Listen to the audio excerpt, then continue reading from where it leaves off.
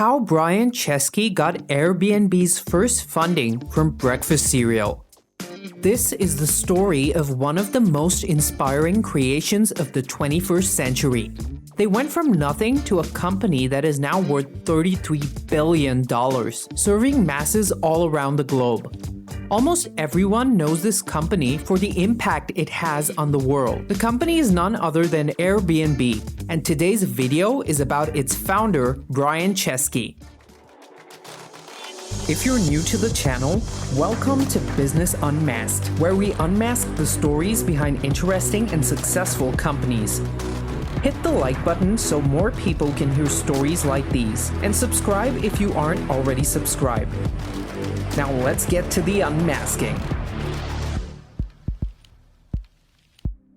Now, Brian Chesky didn't know much about tech before starting Airbnb. He also majored in industrial design from the Rhode Island School of Design and was interested in hockey and bodybuilding in his 20s. But now he's grown an idea that comes from fully booked hotels into a multi-billion-dollar startup. Brian has become one of Silicon Valley's key players in the process. He was born in 1981 in a small town in New York. The child of Deborah and Robert H. Chesky, his dad is of Polish and Ukrainian Jewish descent, and his mom is of Italian descent. Brian's folks were both social specialists. His high school yearbook read, "I'm sure I'll amount to nothing," a quote by Jerry Seinfeld. While Chesky thought it was funny, his father was furious at him for questioning his own potential. As a kid, he was very fond of art, drawing portraits on canvases, redesigning shoes and toys. He later got inspired by scene engineering and planning. Brian had two different sides to him growing up. He was a captain of some of the hockey teams he was on that taught him quite a lot about leadership. His dad also taught him a lot about setting a good example for other teammates and trying his best. But the other side of him was an artist. And his parents realized early on that he had this affinity for art and design. Most kids would ask Santa Claus for toys because they wanted to play with them. I would ask Santa Claus for badly designed toys so I could redesign them. I was obsessed with video game consoles because I thought the layout of them was terrible, said Brian in an interview with the New York Times. Then he got into footwear. He had many sketchbooks and had redesigns of Nike and Reebok shoes. After his friends' parents started redesigning their deck and backyard, Brian got into landscape architecture and designing decks. That led to an interest in massive scale design, like cities and towns. He would often go to Disney World, obsessed with Walt Disney. Growing up, he was the one person Brian looked up to. He got the Bachelor of Fine Arts in Industrial Design in 2004. During his time at RISD, Chesky met Joe Gebbia, who was later one of the prime supporters of Airbnb. After going to school, Brian got hired as an industrial designer at 3DID Inc. in Los Angeles in 2007. He moved to San Francisco, where he shared a loft with Joe Gebbia. In October 2007, the Industrial Designers Society of America was conducting a meeting in San Francisco, and all the hotels were reserved. The two couldn't afford the cost of the rent for the month and chose to rent their condo for cash. They bought 3 pneumatic beds and promoted this thought as AirBed Breakfast, with 3 visitors remaining the same night. In February 2008, Harvard graduate and specialized engineer Nathan Blacharczyk turned into the 3rd fellow benefactor of Airbnb. Every prime supporter expected a function inside the new organization, with Brian turning into the pioneer and CEO. To fund their startup, they started selling election-themed cereal. The Airbnb organizers figured how to make a whopping $30,000 by selling the Obama O's and Cap'n McCain's, based on presidential candidates Barack Obama and John McCain. They also came up with some pretty clever jingles. Impressed by the cereal boxes, Y Combinator accepted Airbnb into its seed funding program. Airbnb raised its first funding, earning a total of $20,000. They were now making just $200 per week and chose to use the cash to venture out to New York, their greatest market. Once they got there, they realized why they couldn't attract much attention. The photos of most listings weren't exactly inviting, so the boys purchased a camera and go way to entry to take better photos. He also said that in terms of every hire, one needs a very specific description of what they're looking for, and it had to be simple.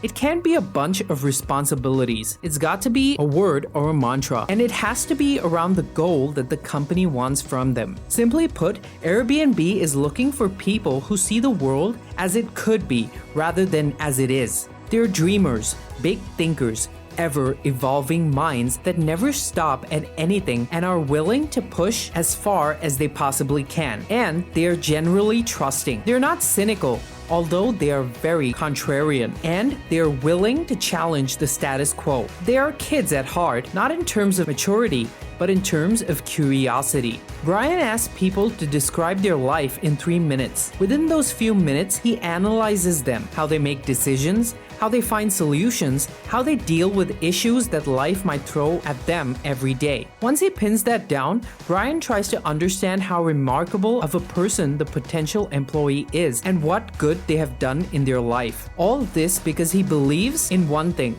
If they haven't done something remarkable with their lives at that point, they most likely never will. In January 2009, the incubator invited the 3 founders to join its winter session for 3 months of training. At the same time, Paul Graham at the Y Combinator tried to convince venture capitalist Fred Wilson to invest in Airbnb. Amazingly, you can read the actual email conversation that Graham and Wilson had. Wilson chose to decline, passing up what might have been a tremendous champion. In the wake of meeting Chesky and co., he requested them to leave a crate from the well-known oats. The case presently fills in as an update for Wilson not to commit this error once more, as he depicts in a blog entry distributed 2 years after the fact. In 2015, Brian announced that Airbnb was an official sponsor of the 2016 Summer Olympics in Rio de Janeiro, Brazil. He said that more than 120,000 people stayed in Airbnb homes during the 2014 FIFA World Cup. As March 2015 came around, Airbnb had a $20 billion valuation. In April 2017, he featured as the first protagonist of the podcast series with Reid Hoffman, the co-founder of LinkedIn, called Masters of Scale, among other business members of success such as Mark Zuckerberg, John Elkann, and Diane Green. Here he discussed the strategy adopted by Airbnb to scale. On June 1, 2016, Brian joined Warren Buffett and Bill Gates in the Giving Pledge, a select gathering of tycoons who have resolved to part with most of their abundance. He depicted a portion of his inspiration. With this pledge, I want to help more kids realize the kind of journey I have had. I want to show them that their dreams are not bound by what they can see in front of them. Their limits are not so limited. Walt Disney once said, "If you can dream it, you can do it." I would like to help them dream.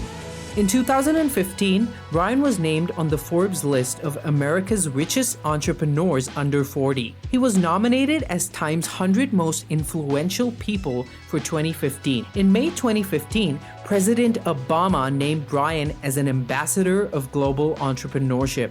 In 2018, he was named the Bay Area Executive of the Year by Business Times. That's quite a list of titles if you ask me. And that's not even the best part of his story. The best part about Brian's story is that it's still in the works and we get to experience it firsthand. The story of how he put his skills to use and never stopped believing is why Brian is where he is today. Even when he was drowning in debt, he knew that he could pull through and would go on to create a masterpiece that has changed the world. If you enjoyed this video, consider hitting the like and subscribe buttons. It does wonders for the YouTube algorithm, so more people can see our videos and so that you can be notified when we launch our next video. We try and put out at least one new one per week, and as you can imagine, the research and editing alone of these type of videos takes us close to 18 hours. So we would really appreciate it if you could also check out our Patreon. For just $1 a month, you can support our work. We produce over 12 videos per month, so that is literally 8 cents per video.